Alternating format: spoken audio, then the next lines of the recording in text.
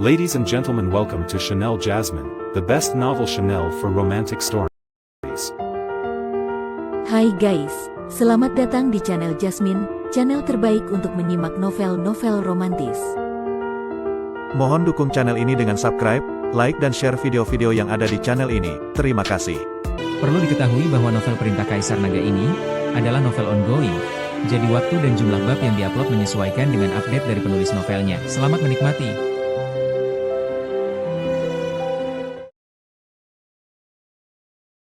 Perintah Kaisar Naga bab 5051, 5052. Coba lagi, Tianqi berkata kepada pria berbaju hijau. Pria berbaju hijau itu memiliki ekspresi yang sangat muram di wajahnya. Jika dia bisa mengalahkan Tianqi, dia pasti akan membunuh orang ini. Sayangnya, dia sekarang bukan tandingan Tianqi. Dia sedikit menyesal datang ke sini. Akan lebih baik jika dia tidak masuk ke sini sejak awal. Sekalipun dia ingin melarikan diri sekarang, dia tidak mempunyai kesempatan, sebab aura surgawi telah menguncinya dan mencegahnya melarikan diri. Asal dia berani punya ide saat ini, Tianqi pasti akan bertindak tanpa ragu. Orang ini berdarah dan kejam. Tetapi jika dia terus melangkah maju sekarang, dan patung prajurit itu tiba-tiba menyerang, dia merasa dia tidak akan mampu menahannya.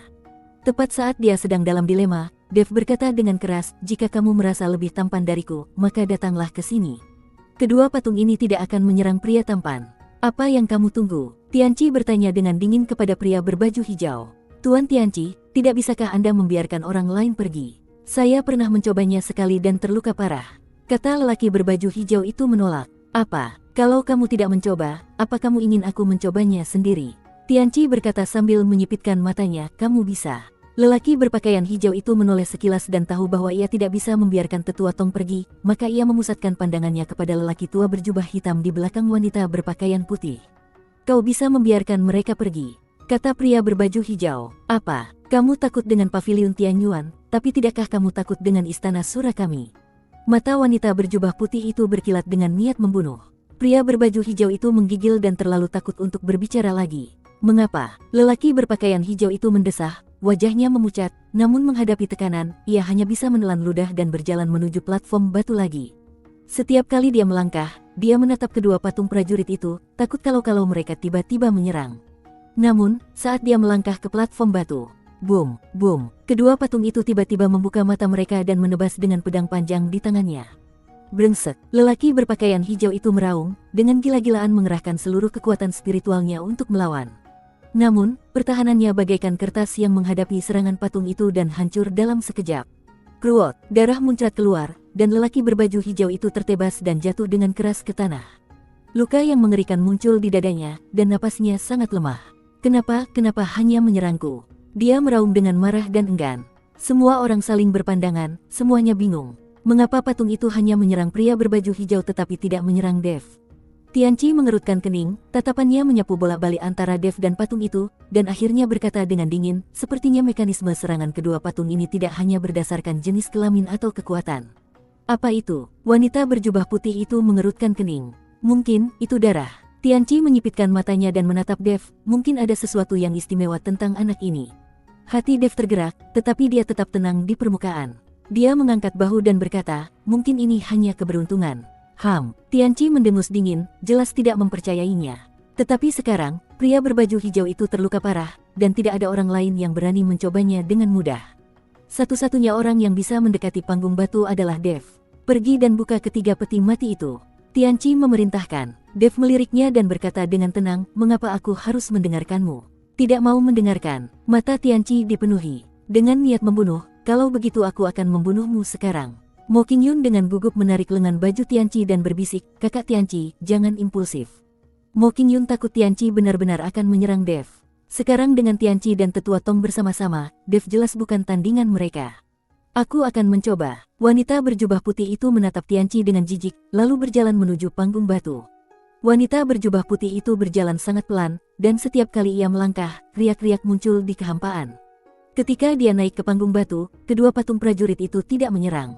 Tianqi menatap kedua patung itu dengan heran, tetapi tidak berani melihatnya lebih dekat. Itu tidak adil. Pria berbaju hijau itu tergeletak di tanah, terluka parah. Melihat semua orang telah naik dengan selamat ke panggung batu, dia merasa tersentuh di dalam hatinya. Kenapa sih, kenapa cuma aku yang jadi targetmu?" Pria berbaju hijau itu meraung marah. Sudah kubilang, itu karena kamu tidak cukup tampan, kata Dev dengan tenang. Brengsek, pria berbaju hijau itu sangat marah hingga ia memuntahkan darah dan pingsan. Tetapi tidak ada seorang pun yang peduli padanya. Lagi pula, mereka tidak punya hubungan keluarga atau teman, dan tidak ada orang yang akan membuang waktu untuk orang asing. Semua orang berdiri di panggung batu, memandangi 3 peti mati di depan mereka. Warna merah yang mengalir di peti mati, seperti darah, dan bau darah membuat semua orang sangat bingung. Wanita berjubah putih itu langsung melepaskan indera spiritualnya, ingin menyelidiki apa yang ada di dalam peti mati itu. Tetapi kesadaran spiritual tidak dapat menembus sama sekali. Saat benda itu menyentuh peti mati, benda itu menghilang. Semua orang mencoba, tetapi tidak berhasil. Dev merasa bahwa indera spiritualnya adalah yang paling kuat, tetapi dia tidak dapat menembus peti mati itu, apalagi orang lain. Wanita berjubah putih itu memperhatikan dengan saksama tanda-tanda misterius di peti mati itu, tetapi tidak dapat memahaminya sama sekali. Penatua Tong perlahan berjongkok dan mempelajarinya dengan saksama. Tianqi menonton dari samping dan tidak berani mengatakan sepatah kata pun. Dev menarik Mo Qingyun ke samping. Jika ada sesuatu yang aneh pada peti mati itu, mereka dapat melarikan diri terlebih dahulu. Meskipun peninggalan ini memiliki peluang, namun juga disertai dengan risiko. Dev harus tahu bahwa peluang dan risiko berjalan beriringan. Senior, apakah Anda tahu relik ini milik sekte mana? Dev bertanya pada Raja Iblis Awan Merah. Aku tidak tahu. Bagaimana aku bisa tahu tentang reruntuhan surga kedua? Jangan lupa bahwa aku berasal dari surga ke-9. Raja Iblis Awan Merah menggelengkan kepalanya.